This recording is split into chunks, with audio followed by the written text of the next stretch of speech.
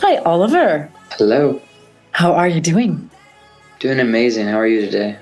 Good, and even better since I've seen your very flashy golden blouse. Congratulations. Thank you. I designed this myself. It's actually real gold flake. So there's actual real gold in this. I don't know how it looks to you on this really bad Zoom interview, but it's very heavy. This thing is it's like 86 kilos. I don't know the exact measurements, but it's something close to this. It looks like success to me. Stop. But yeah, it does. How was your summer, Oliver? It was amazing. I got to travel through Europe. I turned 30 and I just did my first vacation. I never take time to celebrate and enjoy life. And I had a lot of pressure of me to stay and work. And I always am working. And I'm always thinking, what am I working for the next job so I can work the next job? And I said, I had to put my foot down and say, I'm going to take some time for myself, my mental health. And I bounced around Europe chasing different beaches. And it was a beautiful experience. How was it for you to have the big three? It was really special. I'm always climbing up 6 mountains at a time, and I'm looking at the next mountain I want to climb. And while I'm finishing an album, I'm already working on 4 more new mountains. And I take a moment to just turn around and look at the view and enjoy it and remember, wow, I'm so lucky I'm alive. You know, if I didn't live another day, I feel like I had a very beautiful life. And wow. I think about the idea of, we're aging, and I think I look at it and I say, wow, I'm so grateful I'm alive.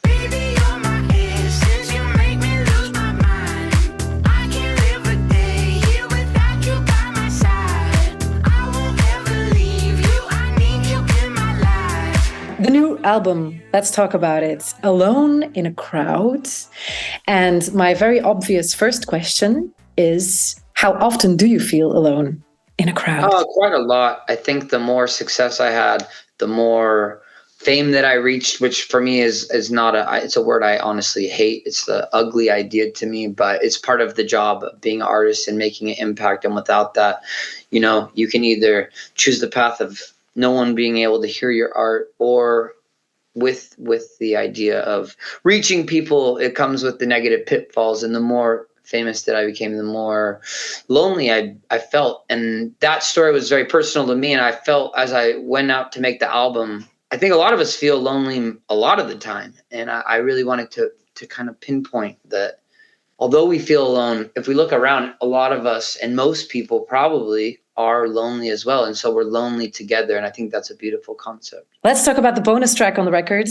Of course, it had to be on it. It's Miss You, the Robin Schulz version. So not I didn't even want the thing to be on there. That's why I put it as a bonus track. But, the reality is that as an artist, I have to secure my success in some level, and putting that song on there makes it so that it doesn't fit with the album. It's not even part of the album, but that makes it so that I fulfill the needs of the record label sales and whatnot. And first week sales, it doesn't affect. So it doesn't help me as much as they want it to. But at least in the long run, they'll say, okay, well, it wasn't a complete commercial failure. My last album was. I thought there was nothing funnier than after having the first album, and it was relatively successful, to have me just do something so wildly different. And like, what's the next progression? Oh, to be a cowboy after to be a professional scooter rider is such a funny trajectory, in my opinion. But a lot of what's that? What's going off? Basically, I have this alarm system. I think someone might be at your door.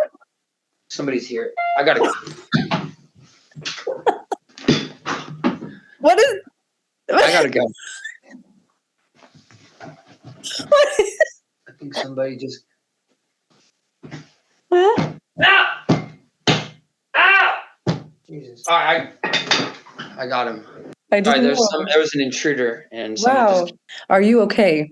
I'm okay. I think it was just some kind of fan. I don't even know, honestly. I don't think that's a fan at that point. It's just no. I got this stalker guy who always comes. Yeah. What are you doing? Get out of here, dude. Your coffee.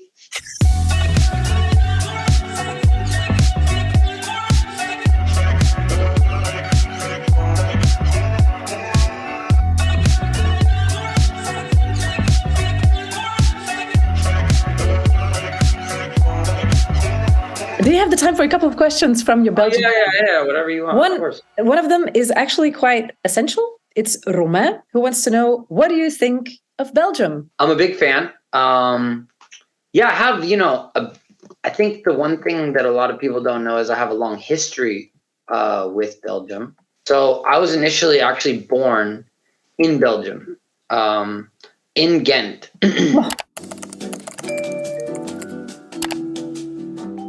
Belgian waffles are my favorite food in the entire world. I wake up every single day and I have at least 2. But if on a good day, I usually will have 6 or 7 just to start the day right. So I'm a big fan. Do you know any Flemish? Because you should. Yeah, well, my grandparents speak it. So when I was a kid, I had to learn to be able to speak with them. But after they passed away, I didn't really use it much. We'll make sure to have something written for you when you come to play at the AB, the 11th of November, where we'll hear your new record for the very first time. Last question about that is from Laura. She wants to know what you're going to wear and if it's going to be the favorite piece in your wardrobe, especially for us. I'm prepared for whatever it takes to put on the greatest show ever. But this outfit would probably be a starter piece, and I might bring a few others. But just so you're aware, this show I've invested millions of dollars in, so this jacket is a joke compared to the actual production of what I'm doing here. Okay. I've worked on it for 5 years. It's a mixture of a movie, a TV show, a Broadway musical, which I don't like.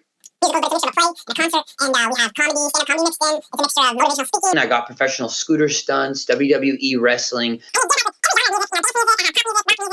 Country music, which I don't even like country music. Also have Little Ricky, who's the first artist who signed to my label. He's a 9-foot-tall alien. I want people that come to this show in my hometown of Belgium to have the most incredible, beautiful experience they've ever had. The hometown is very much looking forward to it. We're going to be bringing waffles to the show. So Dutch on the cardboards and waffles, so you don't have to overspend. Thank you so much for this conversation. It was 360 entertainment in itself. And see you the 11th of November in Brussels. Thank you so much.